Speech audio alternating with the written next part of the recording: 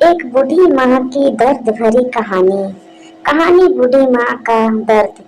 3 साल हो चुके थे बेटे को अपना घर छोड़कर विदेश में बसे हुए।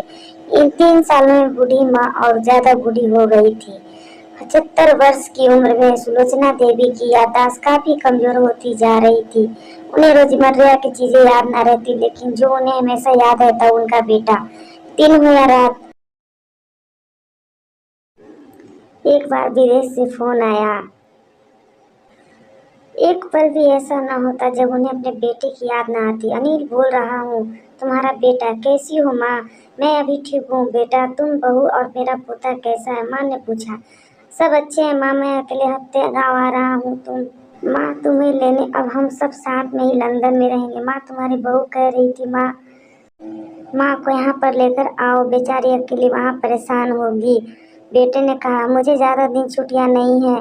जिस चीज को जितने पैसे लेने हैं लेकर रखना, तब मैं प्रॉपर्टी डीलर से बात कर लेता हूँ। घर के लिए माँ ने पूछा। हाँ माँ, गांव का घर हमें बेच देना पड़ेगा। अब हम साथ में ही रहने वाले हैं, तो वहाँ पर घर रखने का कोई मतलब नहीं है। माँ ने बेटे से कहा। अच्छा माँ, पूरे मोहल्ले में घूम घूम कर अपनी इस खुशखबरी को सबको सुनाया। सभी को खुशी हुई। सबको लगा माँ जी अब आखिरी दिन अपने परिवार के साथ खुशी से बीत जाएंगे। घर वापस आकर माँ ने अपने घर के कोने कोने को देखा, जैसे वो अपने दूसरे बेटे को देख रही हो। देखे भी क्यों ना, उस घर को अपने बेटे से कम नहीं प्यार किया था। पति के साथ 40 साल उसमें गुजारा था, लेकिन अब मजबूर था। बुढ़ापे का आखिरी साल मेरे बेटे बहू के साथ बिताना चाहती थी। दिल पर पत्थर रखकर घर बेचने के लिए माँ तैयार हो गई। अन्न फाने बेटे ने घर को आधे दामों में बेच दिया।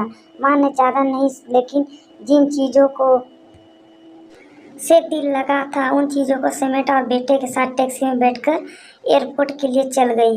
एयरपोर्ट पर आकर बेटे ने माँ से कहा, माँ तुम यहाँ बेंच पर बैठो, मैं सामान और बोर्डिंग पास की जांच करा कर आता हूँ। वहाँ वक्त लगता है और खड़ा रहना पड़ता है, तुम्हें तकलीफ होगी। तुम यहीं आराम करो। मैं यूँ गया और यूँ आया। माँ बेंच पर बैठ गई और बेटा अंदर चला गया। काफी समय हो गया, बेटा वापस नहीं लौटा। माँ सोचने लगी, ज्यादा भीड़ होगी इसलिए देर लग रही होगी। एक सहकर्मी की कम होने लगी। माँ को अब चिंता होने लगी कि एक कर्मचारी आकर पूछा, किसको मिलना है माँ जी आपको? यहाँ पर क्यों बैठी है? डरती हुई आवाज में सुलोचना देवी बोली, मैं, मेरा बेटा अंदर सामान की जांच कराने गया है, लंदन जा रहे हैं हम। क्या नाम है माँ जी आपके बेटे का? कर्मचारी ने पूछा। अनिल नाम है मेरे बेटे का। कर्मचारी अंदर गया और थोड़ी देर बाद बाहर लौटा। उसने सुलोचना देवी से कहा, माँ जी लंदन जाने वाली फ्लाइट तो दोपहर में ही जा चुकी है और आपका बेटा भी उस फ्लाइट में बैठकर लंदन जा चुका है। अब आपके यहाँ बैठने से कोई मतलब नहीं, आप भी अपने घर चली जाइए। क्या जा चुका है और मैं घर जाऊँ? घर की माँ आंखों में आंसुओं में सैलाब उठने लगे। था ही नहीं, बिक चुका था। घर तो था ही नहीं, घर बिक चुका था। वहाँ बरामदे में तुलसी के पास सो गई। घर के नए मालिक ने उस पर दया आई तो एक काम किराए में उसको दे दिया। पेंशन के पैसे से खाना और किराया बंदोबस्त करने लगी। हो जाता था। दिन बीतने लगे। कुछ दिनों बाद घर में नए मालिक ने सुलोचना देवी से कहा, माँ जी आप अपने रिश्तेदारों के यहाँ पर जाकर क्यों नहीं रहती? इस उम्र में आपके लिए वही अच्छा होगा। कौन रखेगा? मेरा बेटा बहुत भोला है, उसे अपना ख्याल रखना बिल्कुल नहीं आता। मैं कहीं नहीं जाऊंगी, क्या पता कब उसे मेरी जरूरत पड़ जाए। माँ ने कहा, तो सच बता रहा हूँ। माँ की ऐसी बातें सुनकर मेरी आंखों में आंसू आ गए। किसी ने सच ही कहा है, पूत कपूत हो सकता है लेकिन माता कभी कुमाता नहीं होती। दोस्तों, आप सभी को हाथ जोड़कर विनती करता हूँ, आप अपने माता पिता उनकी सेवा करें और